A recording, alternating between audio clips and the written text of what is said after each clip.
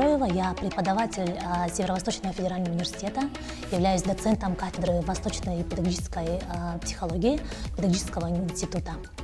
Основным проектом, которым я занимаюсь, является самоопределение студентов. В рамках этого проекта проводятся различные формы работы. Но одной из моих любимых форм работы – это киноклуб, который очень нравится моим студентам, наверное, ввиду того, что мы рассматриваем разные картины. В основном это классика мирового кинематографа. Обсуждаем эти фильмы, и обязательно они делают некоторую рефлексию в виде эссе.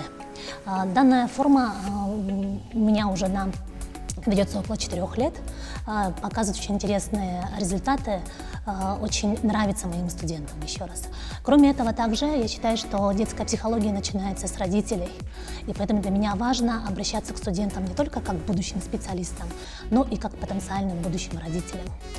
Поэтому также проводится курс пренатальная психология или ведется работа с студенческой молодой семьей. Кроме этого, могу сказать, что со студентами также проводится в рамках данного проекта самоопределения студента, проводится такая форма работы, как клуб или авторский клуб, который как раз-таки направлен на то, чтобы у студентов, как у будущих специалистов, появилась своя жизненная позиция, чтобы они умели ставить цели, чтобы они очень хорошо могли заниматься тайм-менеджментом, то есть удерживать свое время, организовать свое время.